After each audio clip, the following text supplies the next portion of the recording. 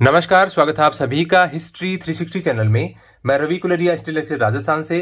आज के इस वीडियो में मैं आपको बताऊंगा एनसीईआरटी में हिस्ट्री की किताबों के बारे में, चाहे वो न्यू एनसीईआरटी हो, ओल्ड एनसीईआरटी हो, और मैं एनसीईआरटी में नोट्स कैसे बनाता हूं। जैसे मैं न्यू एनसीईआरटी पढ़ा रहा हूं, ऑफलाइन भी पढ़ाता हूं, ऑनलाइन भी पढ़ाता हूं, और आपने भी वो लेक्चर देखे होंगे, तो मैं नोट्स कैसे तैयार करता हूं ताकि मैं एक अच्छे तरीके से अपना वीडियो बना पाऊं या अच्छे तरीके से ऑफलाइन क्लास में अपना लेक्चर दे पाऊं, या फिर दोबारा जब मुझे पढ़ाना पड़े और मुझे कुछ चीजें दोबारा दोहरानी पड़े तो मैं कैसे उनको देख सकता हूं। तो मैं अपने नोट्स बनाने के तरीके के बारे में बताऊंगा।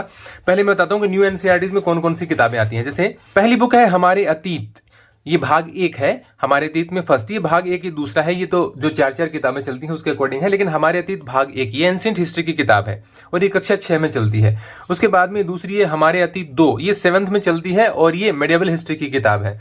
फिर तीसरी है हमारे अतीत भाग 3, ये जो 3 है ये मॉडर्न इंडिया की किताब है, मॉडर्न इंडियन हिस्ट्री के लिए। और ये तीनों ही किताबें बहुत ही बेहतर हैं, मतलब स्टूडेंट्स के हिसाब से देखें, चाहे किसी भी एज ग्रुप का हो, यदि उनको बेसिक से शुरुआत करनी है तो बहुत अच्छी किताबें हैं। इतना सुंदर तरीके से इनकी प्रिंटिंग वगैरह हो, चाहे इसमें चित्र हो, बहुत ही शानदार। यदि जो टीचर भी, यदि उनको इतिहास अच्छा लगता है, वो वास्तव में स्टूडेंट को पढ़ाना अच्छा समझते हैं, उनको रुचिकर लगता है, तो पढ़ाने में बहुत इंटरेस्ट आएगा, स्टूडेंट को भी बहुत इंटरेस्ट आएगा। इतनी शानदार किताबें हैं ये। उसके बाद में यदि हम बात करें, मैं इनको साइड कर देता हूं, जो 9th और 10th में चलती हैं, भारत और समकालीन विश्व भाग 1, भारत और समकालीन विश्व भाग 2। अब इस देखिए, बेसिकली ये किताबें वैसे तो हैं वर्ल्ड हिस्ट्री की, लेकिन इसमें भारत के बारे में भी जानकारी है। जैसे 10th की किताब है भारत और समकालीन विश्व भाग 2, जैसे इसमें पहला चैप्टर आएगा यूरोप में राष्ट्रवाद, तो दूसरा चैप्टर आएगा भारत में राष्ट्रवाद। तो भारत में वो गांधी जी के आने के बाद के जो रोलेट सत्याग्रह वाली बात है, चाहे उनके पहले वाले आंदोलन के बारे में भी जिक्र देते हैं, फिर असहयोग के बारे में, सविनय विज्ञापन आंदोलन के बारे में, भारत छोड़ो के बारे में।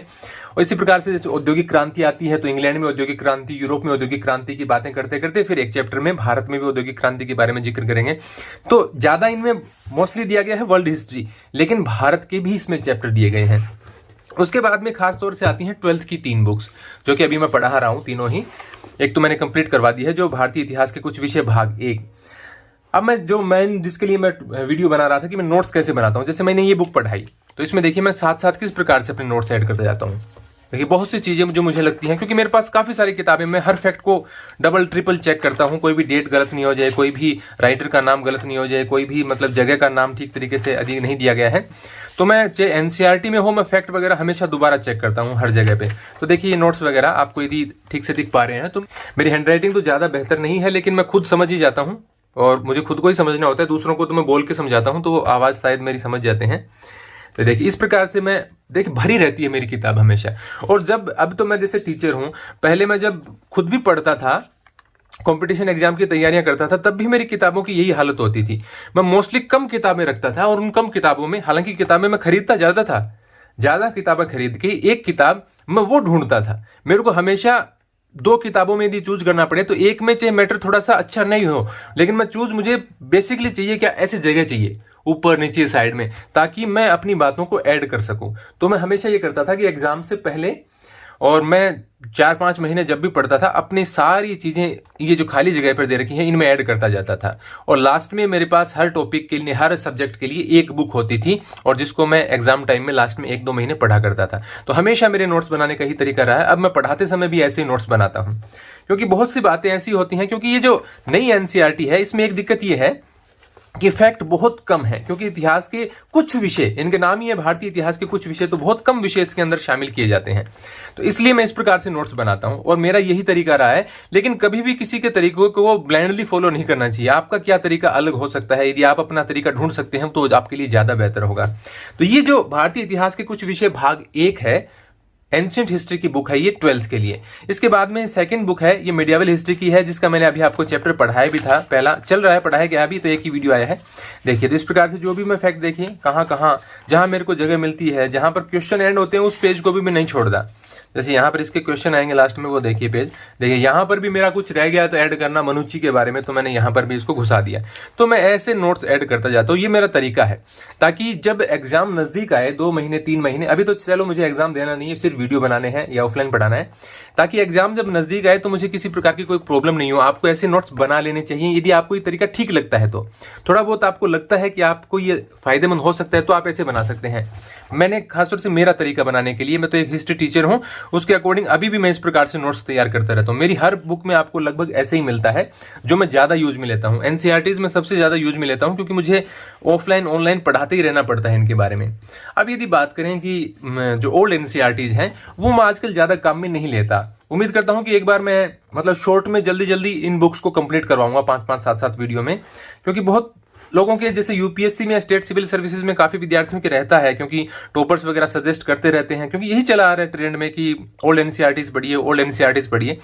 तो फिर मैं भी सोच रहा हूं कि एक बार मैं इनको पढ़ाऊंगा कभी टाइम मिलेगा तो, लेकिन अभी मैं इनको नहीं पढ़ा सकता। मैंने इनका रिव्यू किया हुआ है, और ये जो स्टैंडर्ड बुक्स आती हैं जैसे विपिन चंद्रा की आधुनिक भारत का इतिहास, या आर.एस. शर्मा की भारत का प्राचीन इतिहास, या सतीश चंद्रा की जो सिंगल वॉल्यूम वाली है, वही किताबें हैं। ये कुछ एक आधा चैप्टर या थोड़ा बहुत इधर उधर है, बाकी सेम वही किताबें हैं। जो स्टैंडर्ड बुक्स आती हैं वो भी, और ये जो ओल्ड एनसीईआरटी जैसे मध्यकालीन भारत 11वीं की आती है, प्राचीन भारत 11वीं की है, आधुनिक भारत 12वीं की है, ये ओल्ड एनसीईआरटीज। तो इनमें तो मैं अब नोट्स वगैरह नहीं तैयार करता, मैं सब नोट्स मेरे आजकल आधुनिक में तैयार करता हूँ, या फिर ऐसी किताबें जो मुझे अच्छी लगती हैं जैसे जीएल मेहता वगैरह हैं, या पप्पू सिंह प्रजापति की प्राचीन भारत है, परीक्षा वाणी है, उन किताबों में मैं बहुत सारी चीजें ऐड करता रहता हूं, क्योंकि सिर्फ फिर मुझे पढ़ाते समय बिल्कुल भी जोर नहीं आता कि मुझे क्या पढ़ाना है। तो ये एनसीईआरटीज हैं, और यदि आपको इसमें डिटेल में वीडियो चाहिए कि कौन सी एनसीईआरटी किस एग्जाम के लिए पढ़ी जानी चाहिए, किस में क्या दिया गया है, आप कौन सी पढ़ते हैं, ये भी मुझे आप बता सकते हैं कमेंट करके। तो कमेंट में आप एक इस प्रकार से चर्चा कर सकते हैं कि आपको यदि इनसे संबंधित कोई वीडियो चाहिए, आप इनका रिव्यू देखना चाहते हैं, या इन किताबों की पूरी मतलब विषय सूची देखना चाहते हैं। वैसे तो ऑनलाइन ये किताबें मिलती हैं, मैं आपको बता रहा हूं, चाहे ओल्ड एनसीईआरटी हो चाहे न्यू एनसीईआरटी हो, सारी की सारी बुक्स आपको ऑनलाइन उपलब्ध हैं, या आप इनकी पीडीएफ वगैरह पढ़ सकते हैं। तो आपको पैसा लगाकर ये देखने की आवश्यकता नहीं है कि इनके अंदर क्या दिया गया है। और मैं जैसे ये पढ़ा रहा था, तो यदि आप ये सोचते हैं कि आप इस प्रकार के नोट्स ऐड करना चाहते हैं तो मेरी वीडियो देख के ऐड कर सकते हैं, क्योंकि उनमें मैं सारी चीजें बताता हूं। इसमें जो मैंने ऐड कर रखे हैं उससे भी ज्यादा बताता हूं। कई बार क्या है, किसी किसी चैप्टर में जगह ही नहीं मिलती फिर, और कहाँ ऐड करें, तो फिर मैं नहीं ऐड करता। कोशिश करता हूँ लास्ट में, या कभी कभी मैं एक मतलब पेज चिपका लेता हूँ वहां उसके पास में। अब तो कम करता हूँ, पहले क्या करता था, यदि जगह नहीं बची है तो मैं एक पेज उसके पास स्टेपल कर लिया करता था, ताकि एक जगह पे सारा कुछ मिल जाए। आज तक भी मेरा वही तरीका चल रहा है, जब मैं कोई एग्जाम नहीं देता तो भी मेरा यही तरीका है, पहले भी मेरा यही तरीका था। तो ये मैं थोड़ा सा बताना चाह रहा था कि एनसीईआरटीज में हिस्ट्री की कौन कौन सी किताबें आते हैं। इसके अलावा वर्ल्ड हिस्ट्री की जो ओल्ड एनसीईआरटी में है वो अभी मुझे मिली नहीं। मेरा कोई थोड़ा सा एस्ट वेस्ट है, मेरी लाइब्रेरी अभी सेट नहीं है, बन रही है नई लाइब्रेरी, उसके अंदर मैं सेट करूंगा। अभी मुझे बुक्स ढूंढने में काफी दिक्कत आती है, क्योंकि इतनी किताबें हो गई हैं, कोई तो नॉवेल्स के बीच में रखी है, कोई कहीं पर रखी है, तो मैं थोड़ा सा व्यवस्थित तरीके से नहीं कर पा रहा, तो मुझे वर्ल्ड हिस्ट्री नहीं मिली पुरानी वाली। तो ये मैं बातें कुछ आपसे करना चाह रहा था कि मैं नोट्स वगैरह कैसे बनाता हूं, क्योंकि काफी बार आता है कि सर आप बुक्स में क्या ऐड करते हैं, कुछ लिखते हैं कि नहीं लिखते हैं, कैसे लिखते हैं। तो अभी तो देखिए, मुझे काफी साल से मैंने कोई ज्यादा एग्जाम दिए नहीं है, और अभी तो मैं सिर्फ पढ़ाने पर ही मेरा सारा टाइम निकल जाता है, तो मैं ऐसे ऐड करता हूं। देखिए, ये मेरा तरीका है। ये सिर्फ एनसीईआरटी नहीं, और भी कोई भी किताबें हों, मैं हमेशा मेरे हाथ में पेन रहता है। मैं सिर्फ हर चीज अंडरलाइन नहीं करता, हर चीज अंडरलाइन कर लेंगे फिर कभी ना कभी कोई फैक्ट मिस हो जाएगा, और मैं ऐड करता जाता हूं, और उसमें भी ये फिक्स करता जाता हूं कि कौन सा ज्यादा इंपॉर्टेंट है, कौन सा कम इंपॉर्टेंट, उसके हिसाब से मैं अपना हाईलाइट करता हूं और सारी चीजें उसके अंदर ऐड करता हूं। एनसीईआरटीज में तो सिर्फ क्या है कि मुझे सब कुछ ही पढ़ना पड़ता है, सब कुछ ही पढ़ाना पड़ता है, तो मैं सिर्फ इसमें ऐड करता हूं, अंडरलाइन काफी कम करता हूं। दूसरी बुक्स है उसमें अंडरलाइन वगैरह मैं भी करता हूं, लेकिन उसमें हाईलाइटर का इस्तेमाल करके मैं कोशिश करता हूं कि जरूरी, गैर जरूरी, कम जरूरी, इस प्रकार से मैं डिवाइड कर पाऊं, और एक्स्ट्रा चीजें जो है ऐड करता जाऊं। जो गलत है फैक्ट या जिस पे सस्पेंस है उसको राउंड ऑफ करके मैं उसको ठीक करने का प्रयास करता हूं। तो ये मेरा तरीका है। आप कमेंट में कोई आपका संशय है तो आप पूछ सकते हैं। धन्यवाद।